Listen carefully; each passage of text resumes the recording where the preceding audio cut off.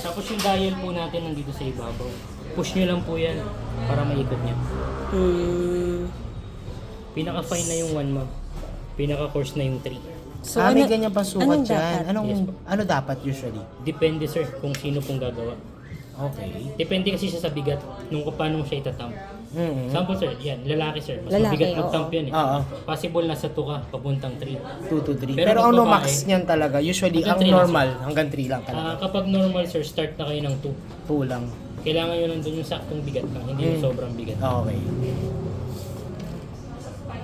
Set lang po natin ng 1.3. Click nyo lang po para umikot kasi Umikot, para okay. naglalak po siya. Okay. Pag babae naman ang gagawa. Siguro ma'am nasa 1, mga ganun po, or 1.2. Depende po talaga kung sinong gagawa. Kaya po wala tayong specific grind size na pwedeng ituro. Kasi nakadepende siya sa gagawa. Sa gagawa. Sa kailangan nyo. 314 na ito rin. Pero yung grinder, yung ganyan. Yung ano, yung bago, pero mas mababa yung presyo. Okay. Kasi demo po muna natin yung machine bago tayo mag-pull lang shot po. Upon opening po ng machine, meron tayong single, manual po. Manual po, parang same din po dito. Hindi yan titigil kapag hindi nyo pinindot. So manual po is for calibration. Mapapansin nyo po, seconds po yung nagdi-display sa kanya. Ang pagdating po natin sa single and double, pag clinic po natin yung single, yan yung extra shot po. Ayan yung extra shot. Nakaset po siya, pansinin nyo po, mabilis po yung bilang. Hindi po siya seconds, volume po siya. Hihinto po yan ng 30. So ibig sabihin po, 30 ml yung binuga niyan tubig. Okay. Dito naman po, 60 siya nakaset. Yan yung usually lang size coffee, yan yung mga 16 ounce, 16 ounce sir. Yes, Pag 22. Kapag 22 po, double pa rin pero mas maraming tubig. Yun po yung long shot, umaabot na ng 60 ml. Ang double po kasi usually 36 to 40 ml lang. Kasi meron tayo ito po. Tapos steaming naman po.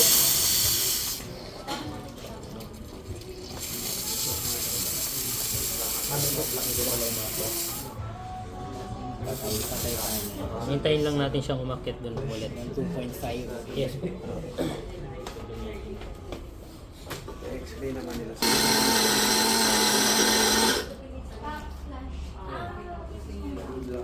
Ilang seconds siya? Hindi, nag-check. Bali, tatansyahin muna natin. Tatansya.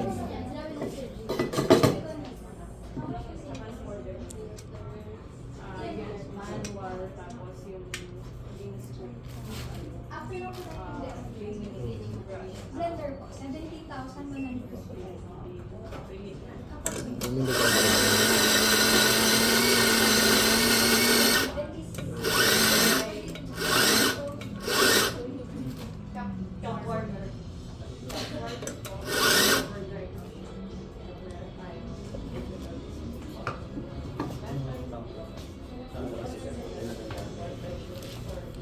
Ayun po, lumakit na po ng 2.5, try na po ulit. So steaming po natin, dry po yan, wala po kasamang tubig. Adra yan? Dry yan, wala, hindi po siya nakakapasok. Di ba may ilagay? May papasok ka lang sir pag sobrang tagal na. Tagal na. Ang nakakapasok lang po yung metal. Yan, bumababa po siya, tapos babalik siya agad doon sa 2.5. Okay. mag-partner talaga siya ng ito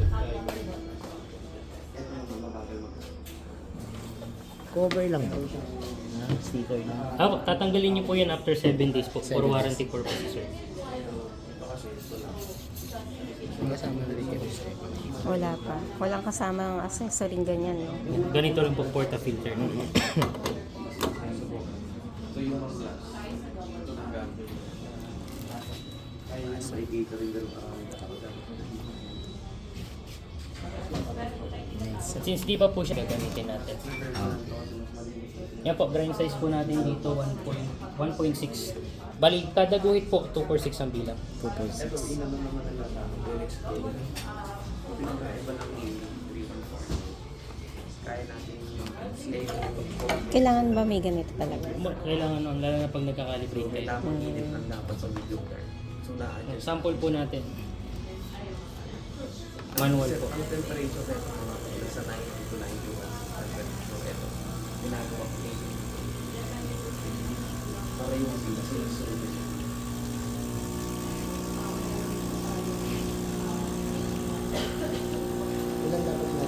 36. Nalis na rin yung ano. Nalas na rin po yung timbang ng ano, sir. Yan po, pag nag-36 na sir, tsaka na siya ihinto. Umaabot talaga siya ng 40. Yan, tapos nakuha natin ng 25 seconds. So tama yung dry size, doon sa bigat ng tamping na sir. Okay. Pero depende pa rin yan kung sino talagang gagawa. Yan pa yung habulin niyo palagi. 25 to 30 tapos 36 seconds. Pag nag-match na yun sir, ibig sabihin, pwede mo nang i-set yun. Pipindutin na lang yan. Ang gagawin niyo sir, same pa rin, salang po ng kape, tapos press and hold. Huwag niyong bibitawan hanggat wala kayong 36. 36. Ganun po siya i-set. Okay.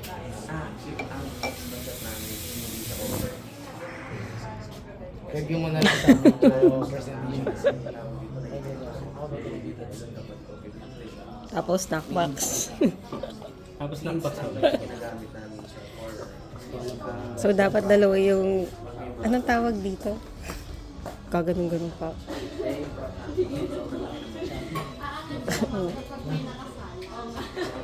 Usually lang on. Ano sir, kapag 12 ounce po na hat, 200 to 220. Tapos mga ganito. 200 to 220 sir. 120 lang po yung kapag ice. Mas marami ang gatas ng hat compare sa ice yan. Kasi may yellow po yun. Pag sa ice, ilan? 120 to 150. Na ml? 16 ounce yun sir. Pag 22. Kapag 22 sir, 180 to 200. Manual yan eh, no? Yan pa paano mo malalaman na hindi pa nasusunog yung gatas? Kapag hindi siya maingay sir, yan, tahimik lang sir.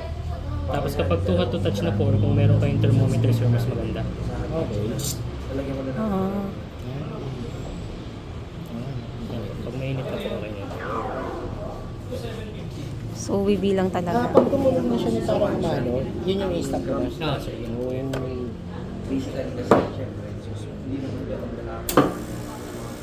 Ay, kaya mo minsan. Try na natin. Pressure sa buhay. Medyo malabnaw lang sir. Kulang lang sir sa tubing po. Kaya hindi siya masyadong lumulong. Mainit din kasi yung picture sir. Usually po, mas maganda mag-pro. Ano ba Malamig to? to, tsaka malamig yung gas. Anong sukat Latte nito? lang. 12 ounce po na hat. 12 ounce yan. Latte. Ang laki. Anong coffee bean yan? Robusta po yan. Robusta. Tumatapang talaga siya. Try nga robusta. Ang gagawin niyo sir, may timbangan ulit, may tasa ulit. Oo. Sample natin sir. Kinalibrate na natin sir. Ika-calibrate niyo po siya, kailangan may beans. Hindi siya pwedeng Paano i-calibrate siya lang walang mag-calibrate kasama. dito? Kasi di ba bumigat na siya? Update tayo mo lang siya sir. Para mag-zero ulit. Ayan, para mag-36 ulit. Ika-calibrate kasi naka 60 to sir, di ba? Hmm. So kailangan natin 36 ml lang. 36 So ang gagawin niyo po, press and hold. Okay. Huwag niyo pong bibitawan hanggat wala kayong 36 dito. Naka-press pa rin po ako. Isend po sa akin, baka meron pa ba? Para malis.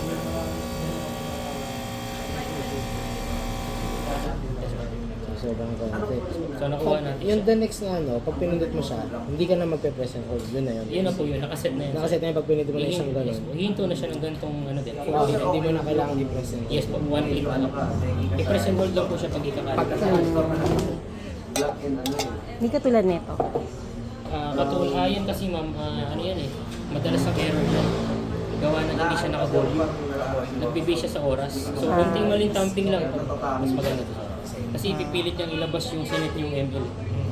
Hindi siya titigil hanggat hindi niya nalalabas yun. Ganun. Okay.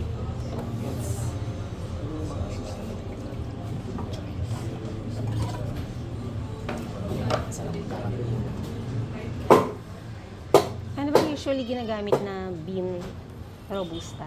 Or Depende sa target market mo kasi yun.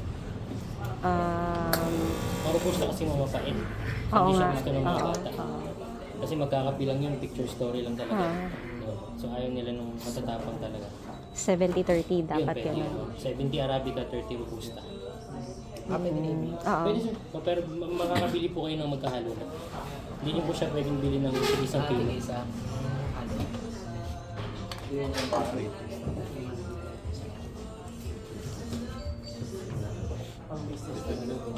Commercial.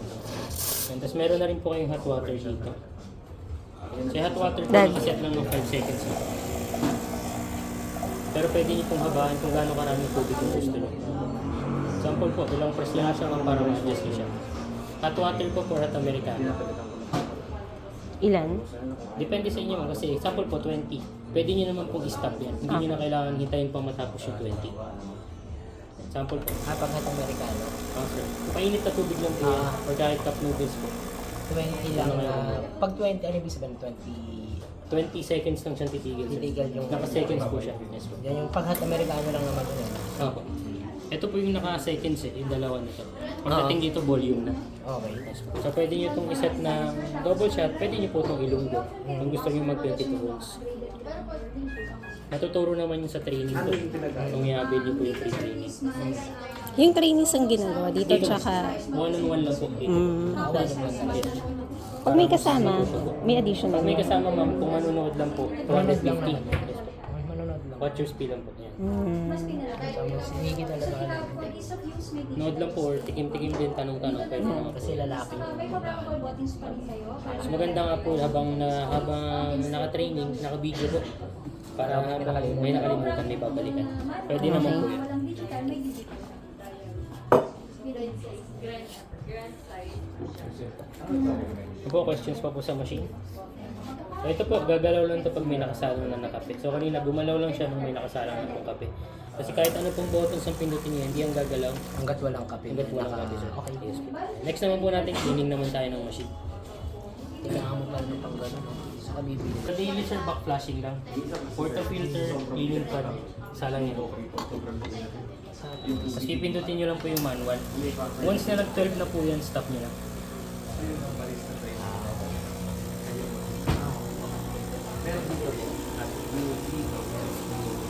Walang tutulong na water dyan. Ano? F3 sir kapag naubos na yung tubig. Naubos na yung tubig sir. Kaya mabagal siya umangat kanina. Dagdagan ko lang. Backfresh lang po. Pag nag-12 na po, stop nyo na. Kahit po 9 lang. Daily yan. Daily Ano, sir. before or after mong gamitin? Kunwari tapos Sa umaga. Every closing po. every closing. Yes. Every closing lang. Every closing. Tapos 12. Pag nag-12 na po, stop Either nyo na. kahit na kunwari konti lang yung nagawa mo, if you're ano, Opo, kahit nga isa lang sir, kailangan mo siya i-backfresh. kailangan mo pa rin i-flash. Eh, doon po tumutuloy yung tubig sa ilalim. Okay. So bali yung nahigop niya po na grind beans, binubugan niya palabas. Para malinis po yung machine. 3 beses po ito. Ah, 3 times mo siyang gagawin. Yes sir. Sample po, pangatlo na. Okay na po, malinis na yun. So makikita niyo po may mga nahigop din siyang kape palabas. Nililinis niyo po talaga yung tubo sa loob. Tapos habang tumutulo po, ibabrush niyo lang siya. Gitna and gilid po. May mga kasama naman po kayong panglinis na ganito rin. Meron na yan. Yes, sir. Pag alam niyo po malinis na, stop niyo na po yan. Importante po yung pinakagoma sa gilid. Okay. Para minsan po kasi pag hindi yan nalilinis, nag-i-stack yung kape, nagkakalik na po yan. Gumagawa kayo ng kape, may tumutulo sa gilid. Ayaw, may mga nakikita, oo. Marami na po yung gasket mo. Yung sa may Cafe France. Kailangan bang palitan yun, yung Palitin gano'n? na po yun. Yung Cafe France hospital namin, tumutulong na yung ganun. Or ganun po, pag nangyayari po yun, possible na sobrang dumi na or manipis na, kailangan nang i-push hanggang doon. Yung machine nyo kasi sir, bago pa. So hanggang dito pa lang talaga yan. Hindi mo pa masasagad sa talaga. gitna. Okay, Yes. kaya nagkakasabi ko, talagang tabi. Ayun pa lang. Ang minsan umabot na dito yan sir, pag luma na. Palitin po yung gasket niyan, siguro mga every 6 months or 1 year. Depende kung gaano kabugbog po. May idea ka sa price ng gas. Gasket sir, nasa 350 lang ata, 500. Mura lang naman. Kayang gawin ng Sinusungkit lang yan DIY sir. lang? Oo. Meron yan sure sa YouTube. How to change gasket. Replace gasket. Next po natin monthly, sa weekly po muna. So weekly same din po, portafilter cleaning pad, 1 scoop ng citric acid. Ito po. Ito yung scooper sa kabilang dulo. 1 scoop lang po, huwag nyo sa sobrahan. Kasi baka tumalsik yung portafilter. Sa sobrang bula. Ay, lagay lang po natin. Sample po, may 1 scoop na yun. 5 beses nyo naman siyang ibabackwash. Hanggang 12. 5 beses. Weekly yan. Weekly po, yes po. Muna po hanggang 9 lang, tapos yung sumunod na 4 hanggang 12 na po. na. Okay. Doon po, malabas yung tubig. Ang panglinis po, mineral pa rin ako filtered. Huwag niyo pong gagamitan ng tubig gripo yung machine. Okay, meron na lang talaga. Mabilis po siyang makabara. Mineral water yung ganun. Pwede yung mga Purify. purified. Pwede naman sir. Yung sa mga water station. Ako, pwede po yan. Huwag lang yung galing tubig gripo talaga. Huwag lang niya. O kahit nga sir, filtered lang eh, pwede na yan. Okay. Sample po, 5 times na yun. Tingnan niyo pa po kung may citric acid pa. Ako may parang bula. Yes, so po. Pag wala na po, tapon nyo na, okay na yan. Tapos, ganun po, babad nyo po ito sa 1 scoop ng citric acid, lubog nyo hanggang dito. Babad po yan, babad po yung shower screen. Tornilyo lang yan, Sir Philip, matatanggal na yan. Tapos ito rin po, babad nyo rin po. Tinatanggal lang din yan. Sa seat dito din. Apo, Weekly yun? Weekly, sir. Ano yung tinatanggal? Sorry. Ito, sir. Shower Yung screen. screw. Ito lang Yung yan, nasa yung gitna screw po, na yan. yes, Natatanggal yan, yung screw. Natatanggal yan, sir. So kailangan weekly talaga. So, sir, para, kasi pa, gano'n po, dumudumi na yung loob. Barado na po. Pag natanggal nyo si sir, ipapress nyo rin yung pinakaloob. Pag May natanggal na sample po. ba? Pwede ka. Wala kasi kung ano, sir. Screw. Pero ito lang yan. Ito lang yung tinatanggal. Apo. Okay. Luluwag yan siya. So, saan nang Okay. Ano, pa na yun siya.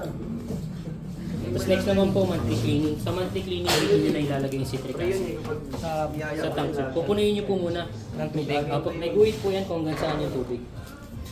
Ito po.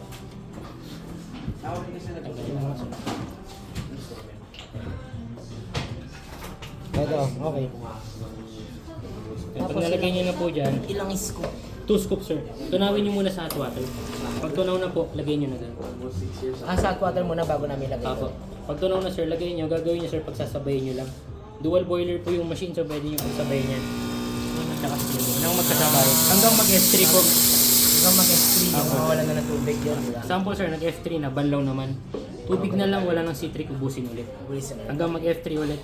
Tapos pahinga na po ng 6 na oras yung machine. Okay. So kailangan sa gabi ginagawa. Sa gabi talaga, yes po. Oh, yeah. Pahingin coffee. Next po, ito pong temperature ng machine na adjust po yan. Depende sa beans na gamit nyo po. Lock press nyo lang po yung plus sign, pwede nyo pong babaan. Taas, sir. Okay. Pag robusta na 93 talaga. Depende sa ano, sir, roast level. Sample, medium roast, dark roast. Depende siya, sir. Ano ang usually is pag medium roast? Kapag medium, sir, 93, 96. Pag dark, mas dark na. Pag dark, sir, 85, 88 lang. Damoy na Bababaan mas nyo. mababa, mas ano siya. Yes, Masunog, sir. parang masunog siya. Aba, kasi pag 93, sir, nagsalang ka ng dark roast, sunog na yung kape, sinunog ko sa machine. Oo. Yung lasa nun, pait na lang. So usually talaga medium. Bababaan mo siya. Yan, 93 Pala na yan. ganun si... Oh, Medium, 93 to 96, sir. medium roast. Medium roast. Pag dark roast, 85 to 88. Okay. Para makuha niyo po yung tamang lasa ng espresso. Questions ko po. Then dito po, pre-infusion naman. Pwede niyo rin pong iset ng mas matagal. Depende naman, sir, sa klase ng beans. Kung Arabica, mas mahabang pre-infusion. Kung Robusta naman, sir, siguro mga 2 lang. Pag blended, 3. Ano yan? Pre-infusion, sir, yan. Sample natin, sir. 2 seconds. Pag pinindot mo siya, sir, mag-drop siya ng tubig. Ihinto ng 2 seconds. Bago siya mag-full extraction. So, ang ginagawa niya, sir, binababad niya ng 2 seconds yung kape. Kapag mas mahaba yung babad ng kape, mas nalilesen yung acidity. Arabica po kasi is mas acidic siya. Kaya sa inaalis siya ng acidity para lumabas yung tamis niya. Okay. So, yun po yun. Questions pa po? Wala naman na siya. Ikaw ba, may tanong ka? Wala akong matanong eh. Wala ko ba tanong? Baka pag nag-training na kayo, ma'am, may mga tanong na po yan. Okay. Mas maganda po sa training, dala niyo yung, kung kaya niyo dalhin yung machine, pwede naman po. Kasi ang magagamit pong machine sa training yun, iba po eh, puti. Pero almost same lang naman sila. Time extracted lang yun, sir. Medyo magkaiba lang po. Magkano yung mga ganito? Kasama na yan. Kasama naman yun. Hindi, pagka... Kapag naubos po, ano siya ma'am, 350 po ata, ma'am. Okay. So ito, Robusta to, no? Robusta po. Ayun yung pinang-ano niya. Yun yung pinatitraining niya. Yung topic ko na yun. Yung puti, sir, yes po. Gemini din naman eh. Oh. Gemini rin po. Ano ba mas okay? Si P64S or si... 022. 022. Mas okay ito lang. Mas mabilis to eh. Ah. Nag-grind po tayo kanina ng 18 grams sa 4 to 5 seconds lang. Mm. Yun kasi sir, abot ko yung 16 seconds, 18 seconds. So matagal, kahit talaga siya ng oras. Tsaka sumasabog po yung paglabas ng kape. Kailangan niyo po ng dosing ring o pinapatong dito. Dito rin eh. Dito ma'am, ano lang naman siya, yung beans kasi na ginamit natin, robusta. So pag naka 70-30 na kayo, ma'am, medyo dry yun. Medyo basa siya ng konti. Mas maganda yung bagsak mo. Okay. Ano ba tawag dun sa... Di ba pagka pinapasok siya, may nakalagay pang accessory na... Sa ibabaw po. yung Dosing ibabaw. ring, ito po. Oo, yan. Ano ba tawag dyan? Dosing ring po. Okay. Yung pang gano'n. Na pressure pa. Para bumaba po siya ng zero. So kahit nakabunot po sa saksakyan, tanggalan natin ng tubig, magre-release siya ng pressure. Okay. Okay lang natanggalin. Saka gagalawin. Wala. Ayan po, patay na po yung machine pero nasa 2.5 pa rin siya. Para bumaba po, release. Nire-release. Hanggang mag-zero sir, pag nag-zero po yan kung saan ang mamamatay. Kung wala nga niya, yan ang patay.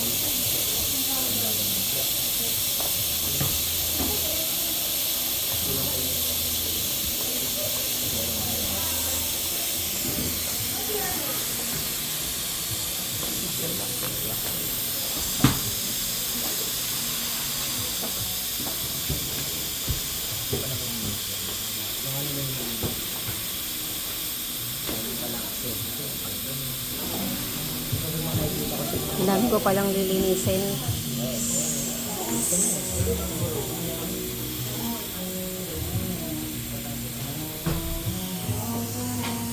Basket. Nandito na rin yung panglinis.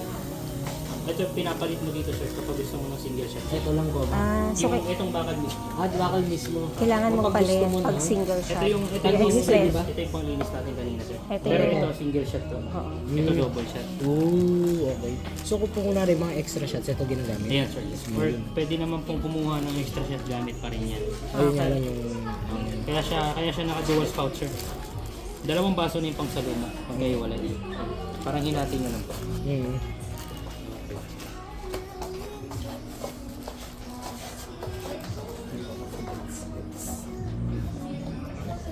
Ayun, yung color blue.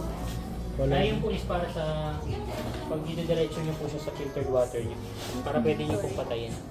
Para hindi po tuloy-tuloy yung tubig.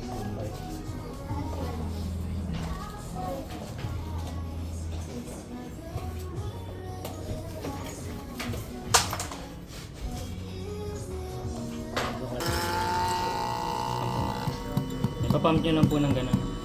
Para mabuga niya po lahat. Yan. Pag wala na po, okay na po yan. Kasi ito naman sir, natatanggal naman to. Mabilis siyang linisin. Okay. Pwede nyo po itong hugasan pero make sure na bago ibalik tuyo. Tuyo.